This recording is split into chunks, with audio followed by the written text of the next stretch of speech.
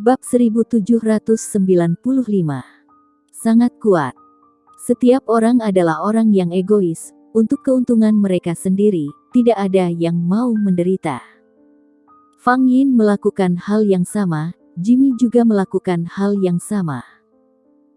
Mereka semua mengerti arti satu sama lain, bahkan meski mereka adalah rubah tua, mereka bisa sangat harmonis ketika mereka bekerja sama. Dan begitu mereka berbalik melawan satu sama lain, mereka juga akan menjadi ganas. Jangan khawatir. Jimmy tersenyum. Apa yang aku janjikan padamu secara alami akan terjadi. Omong-omong, sudah ada berita. Mata Fang Yin menyipit ketika dia mendengar kata-kata itu. Apakah ada berita buku tinju? Yah, ada 2 halaman buku tinju, keduanya di keluarga dunia ketiga. Aku bisa yakin akan hal ini. Jimmy mengangguk. Salah satu halaman ada di keluarga pendukung Jesma, kekuatan tertinggi di dunia ketiga, dalam keluarga Rodel. Bagaimana dengan halaman lain? Mata Fang Yin dingin.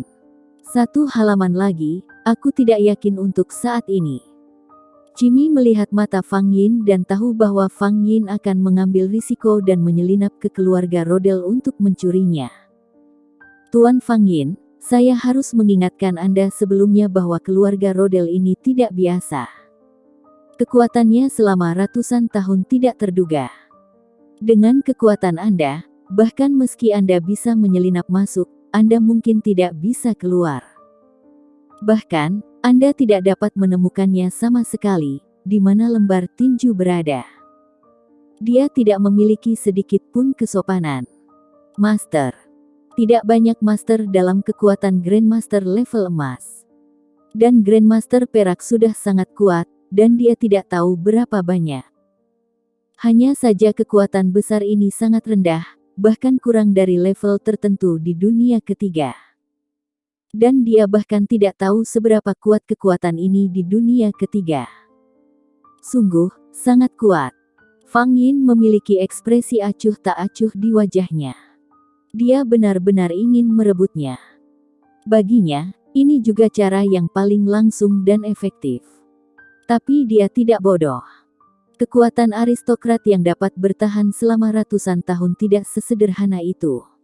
Hehe, Tuan Fang Yin tahu betul. Jimmy tidak banyak bicara. Dia tidak perlu mengatakan apa-apa lagi, dia mengingatkannya meskipun itu basa-basi. Setiap orang hanyalah hubungan kerja sama, dan Anda membutuhkan seseorang seperti Fang Yin untuk melakukan sesuatu untuk diri Anda sendiri, tetapi itu tidak berarti bahwa ia memiliki ketergantungan.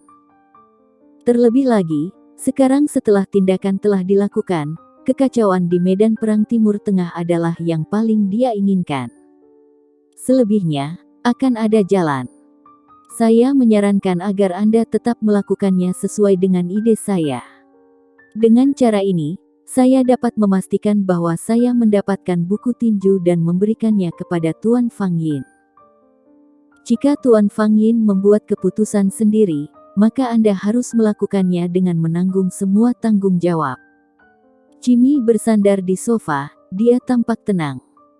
Bahkan di hadapan seorang master seperti Fang Yin, dia tidak takut sama sekali. Sebuah alat, bahkan alat yang lebih kuat, tetaplah alat, selama metode pengendaliannya benar. Fang Yin tidak berbicara, hanya menatap Jimmy. Ketika berhadapan dengan orang-orang seperti itu, Fang Yin tahu betul bahwa ini adalah semacam perjudian. Jika tidak ada masalah, maka ikuti terus rencana saya.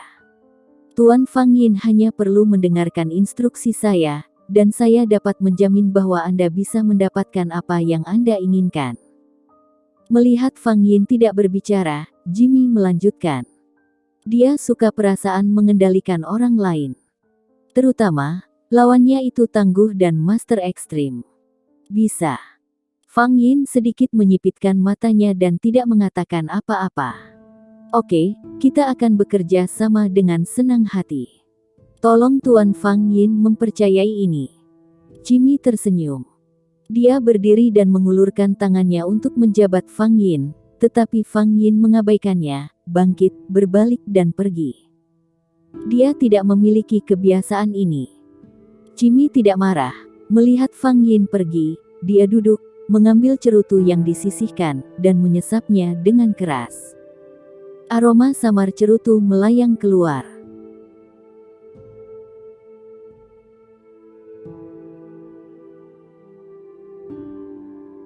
Bab 1796.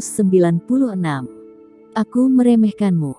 Tidak semudah itu untuk lepas dari kendaliku.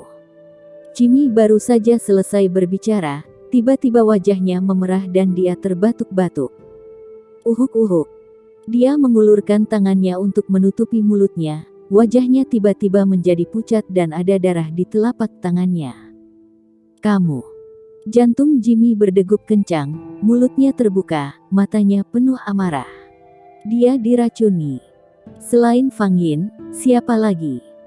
Tubuh Jimmy gemetar, dan ekspresi kebanggaannya baru saja menghilang. Dia pikir dia mengendalikan Fang Yin, tapi sekarang, Fang Yin langsung memberitahunya dengan tindakan bahwa dia tidak bisa melakukannya. Tidak hanya itu, dia bahkan tidak tahu racun apa yang dia miliki sekarang. Dia dengan cepat mengangkat telepon. Dokter, dokter, datang ke kantor saya. Cepat. Jimmy menjadi gila. Dia memanggil dokter dan segera memeriksa tubuhnya. Tetapi bahkan dokter luar negeri yang terkenal ini tidak dapat mengetahui jenis racun apa yang telah menginfeksi. Analisis. Analisis racun jenis apa? Apakah akan berakibat fatal? Bagaimana cara detoksifikasinya? Jimmy hampir berteriak.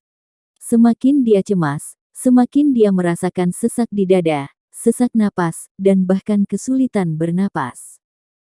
Tuan Jimmy, racun ini sangat aneh, tidak dapat mendeteksinya sama sekali dalam darah Anda. Saya khawatir itu telah masuk ke sumsum tulang.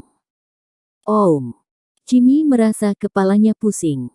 Ke dalam sumsum tulang. Racun apa yang diberikan Fang Yin pada dirinya sendiri? Tapi jangan khawatir, Tuan Jimmy. Menurut pengalaman saya, racun ini bukan racun yang kuat, dan tidak akan mati begitu cepat.